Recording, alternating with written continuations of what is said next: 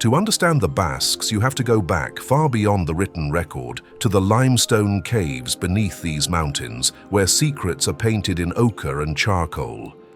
At Icain, a great panel of horses seems to gallop in silent, eternal motion. These paintings are among the finest examples of prehistoric art ever discovered, masterpieces created before the first word of written language appeared in Europe. The galleries bear Basque names: Zaldai, the place of horses; Artsai, the place of bears. The language has been here that long. Scattered across these foothills stand hundreds of dolmens, burial mounds, and stone circles, monuments built by a people who have occupied this corner of the world for as long as anyone can trace. History is a story of waves: the Indo-Europeans, the Celts, the Romans, the Goths. Each wave crashed over the continent, erasing what came before. But in the Western Pyrenees, the wave always broke. Genetic science has confirmed what the language always suggested. The Basque people are the direct descendants of the earliest farming communities in this region, mixed with the hunter-gatherers who came before them. They formed their identity and then withdrew behind it. The language became a wall. When the Roman legions marched north, they found a land of distinct tribes: the Vascones, the Vaduli, the Caristi. The Romans, masters of assimilation, did something unusual. They made a distinction between the Romanized valley and the untamable mountains. The mountains where Euskara survived, while every other tongue of pre-Roman Iberia withered and died. This is the foundational mystery of the Basques. How did they do it? How did this one people, this one language, survive the tides of history that drowned everyone else? The Roman Empire crumbled. The Visigoths tried for a century to subdue the Basque highlands, and they failed. But the greatest test came from the north, from the most powerful ruler in the Christian world, Charlemagne, king of the Franks, emperor of the Romans. His empire stretched from the North Sea to the Danube, and every army that faced him had been broken. In 778, he marched into Spain, taking Pamplona and destroying its walls. But on his retreat, in a high mountain pass called Roncevaux, his army was forced into a long, thin line, and in the forests above, Basque warriors waited. No cavalry, no shining armor, just the high ground. As the Frankish rearguard wound through the pass, the Basques attacked. Boulders crashed down, javelins flew from the trees. His entire rearguard was massacred. Roland, his finest commander, was killed. The emperor who had conquered half of Europe retreated in defeat from a people who didn't even have a king. It was Charlemagne's only significant defeat. Centuries later, the Song of Roland would transform the Basque attackers into a vast Muslim army, unable to imagine that mountain tribesmen could humble an emperor. But the Basques knew what they had done, and from this victory, a kingdom was born. In 824, the kingdom of Pamplona was forged under a chieftain named Íñigo Arista. For 2 centuries, it flourished. Under Sancho the Great, around the year 1000, it became the largest Christian realm in Spain. But upon his death, Sancho divided his kingdom among his sons. The unified Basque state was never restored, and yet something more powerful than a kingdom remained. It was a set of unwritten laws and privileges the Basques believed they had possessed since before Spain was even a dream. They called them the Fueros, and they were revolutionary. Imagine a place in feudal Europe where you could not be tortured, where a lord could not seize your harvest or drag you away to die in his wars, a place where every free man, shepherd or merchant, farmer or fisherman was legally a noble, equal before the law. This wasn't a fantasy. This was the law of the Basques. This pact was symbolized by an oak tree, the Gernika arbola. Beneath its branches, representatives gathered to write their laws. Even the most powerful monarchs of Spain had to come here to be recognized. In 1483, Queen Isabella of Castile traveled to Gernika and swore an oath to uphold the liberties of the Basques. The crown had to bow to the tree. Centuries later, the American founding father John Adams would study the Fueros of Biscay. He saw in these mountain rites a model for what a free republic could be, and some historians argue his constitutional writings carry echoes of a freedom first dreamed of in the Basque country. The Fueros protected a distinctive way of life centered on the Baseri, the isolated, self-sufficient farmhouse. Each one was a small kingdom with its own name, its own history. A man was not just Pedro. He was Pedro of the House of Larramendi. Only one child inherited the farm, ensuring it was never broken up. This scattered the people across the landscape. There was no capital to seize that would make the whole nation fall. This was the Basque fortress, a fortress of language, a fortress of law, and a fortress of land. They lived under Spanish rule, but governed themselves. Customs posts stood not at the French border, but at the Ebro River. That border marked where Spain ended and something older began.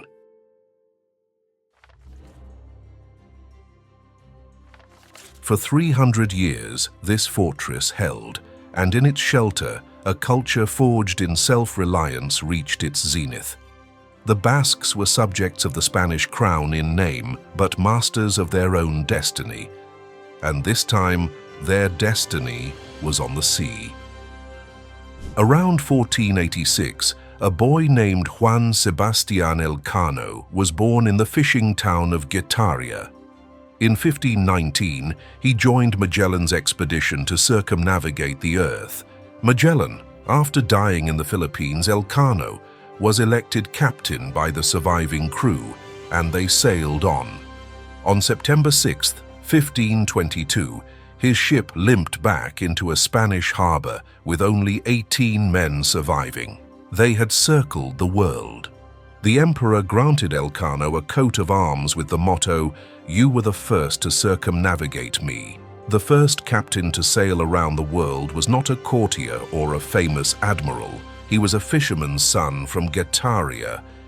In the 1530s, long before the Mayflower, Basque whalers established a settlement at Red Bay in modern-day Labrador. For nearly a century, they sailed the North Atlantic, hunting right whales and rendering their oil, which was one of the most significant industrial enterprises of the age, all run by the fishermen of a few small coastal towns.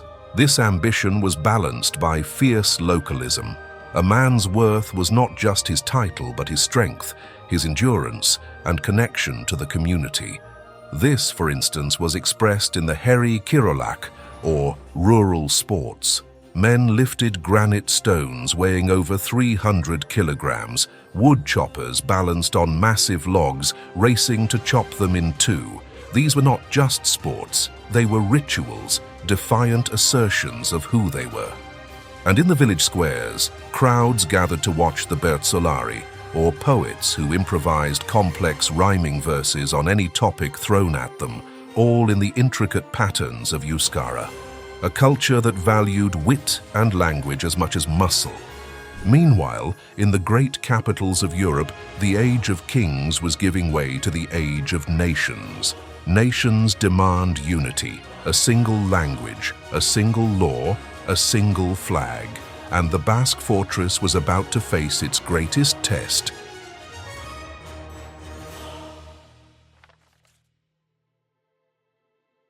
The breaking began in 1833. A dispute over the Spanish throne erupted into civil war. For the Basques, the question was simple: which side would honor the Fueros? Their forces were led by Tomás de Zumalacárregui, a general of legendary genius.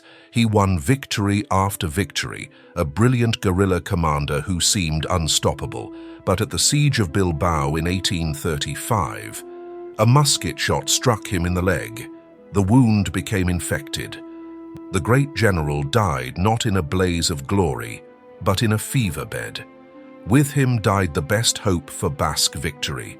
After decades of brutal warfare, the Basques were finally defeated, and the victorious Spanish state would tolerate their liberties no longer.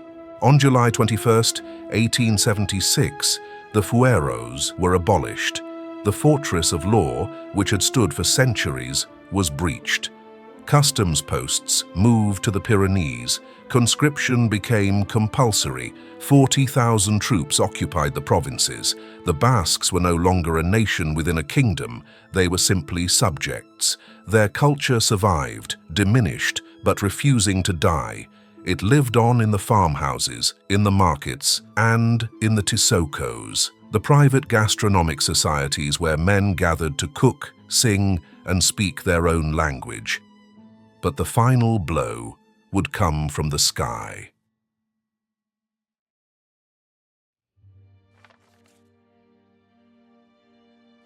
Monday, April 26, 1937, Market Day in Gernika. The town was filled with farmers, villagers, refugees fleeing Franco's fascist army in the Spanish Civil War. At 4:30 in the afternoon, the first plane appeared, then another, then dozens. Over 3 hours, Nazi Germany's Condor Legion carpet-bombed the town in waves. High explosives shattered the buildings. Incendiaries turned the rubble into a furnace.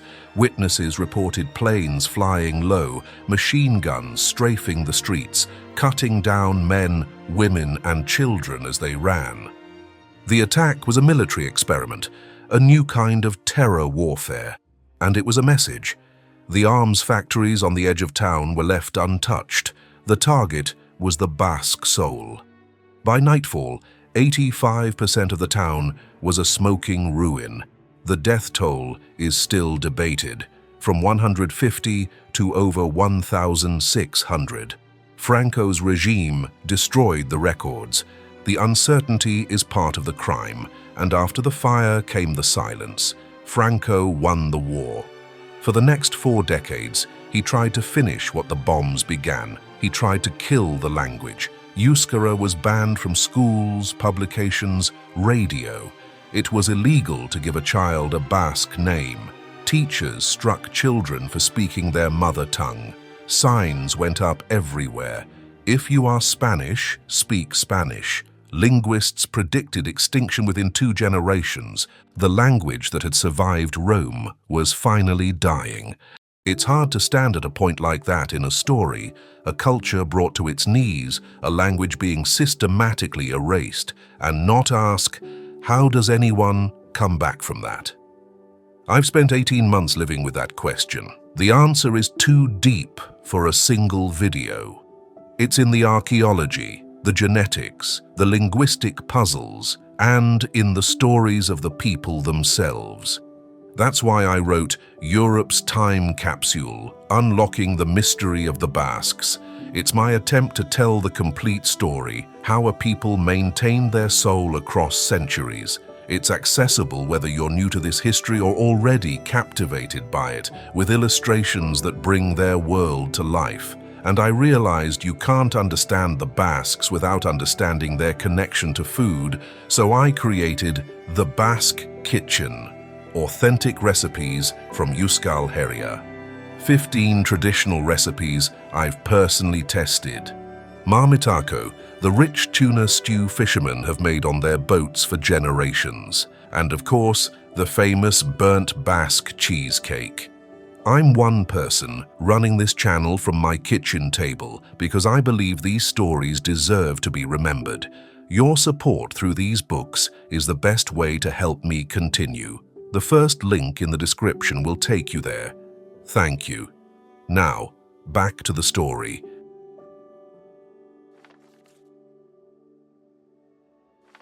A language doesn't live in books or on signs. It lives in the mouths of people. And in the darkest days of the dictatorship, the resistance was fought with whispers. In the isolated Basques, parents defied the law and spoke to their children in the forbidden tongue.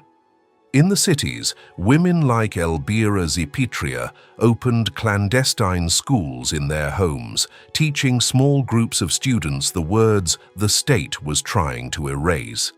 If discovered, the penalty was prison. They were the quiet guardians of the flame. Even under Franco, the seeds of resurrection were being planted. In 1968, linguists gathered at the sanctuary of Aranzazu and forged Euskara Batua, a unified standard Basque, so that a people with 5 dialects could finally write, publish, and broadcast with one voice. An act of defiance disguised as scholarship. Then, in 1975, the dictator died, and the whispers became a roar. With autonomy restored in 1979, everything that had been suppressed came flooding back. The Berzelari moved from village squares to stadiums. 15,000 people now pack arenas to watch them duel in Euskara, the language that was supposed to be dead. In 2009, Mayalen Lujanbio stepped onto that stage. She had grown up in a generation still healing from Franco's silence, in a world told the language had no future. That night, for the first time in the competition's modern history, a woman was crowned champion. She stood before the crowd and proved them all wrong. The food that had sustained shepherds and fishermen for generations became a worldwide phenomenon.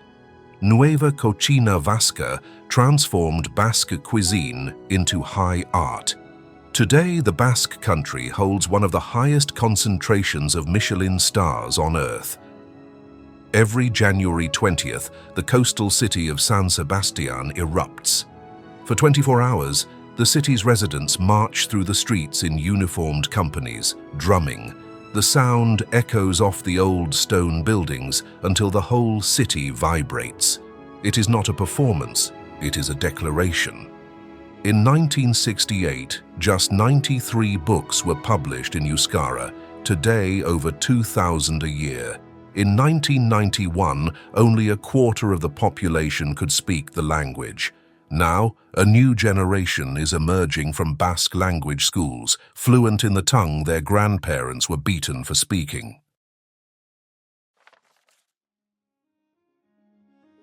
The Gernikako arbola still stands. The tree that witnessed Isabella's oath, that survived the firestorm, is not the same trunk. It has been replaced by its own descendants, grown from its acorns. It is not the same tree, but it is continuous.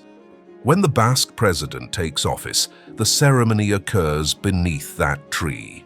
He places his hand on the Basque Bible and swears, humbled before God, standing on Basque soil, in memory of our ancestors, under the tree of Guernica. The Basques survived the Romans, the Visigoths, and the Franks. They survived the division of their kingdom, the abolition of their laws, the burning of their sacred city, and a dictator's systematic erasure. Not through military might, but through a stubborn, quiet refusal to vanish. Through women who risked prison to teach children. Through parents who defied the law in their own kitchens. Through shepherds who refused to let the words die in the mountains. Today, in a classroom in Gipuzkoa, the children continue their lesson. Nearly all of them are fluent. The language that was condemned to extinction lives in the voices of children who don't know they are performing a miracle. They are simply speaking. The language that predates every empire that tried to destroy it lives. Thank you for staying with me through this story. It's left me thinking about what ordinary people are capable of when they simply refuse to let go of who they are. If you'd like to go deeper into the world of the Basques, my books are waiting for you in the description. Every purchase helps me continue this work, and I'm truly grateful for each one. If this video moved you, I'd be honored if you'd share it with someone who might need to hear it. A friend, a family member, someone who could use a reminder that some things endure. And if you're not yet subscribed, I'd love to have you along for the next journey. Even a simple like on this video makes all the difference. Thank you for watching. I'll see you in the next one.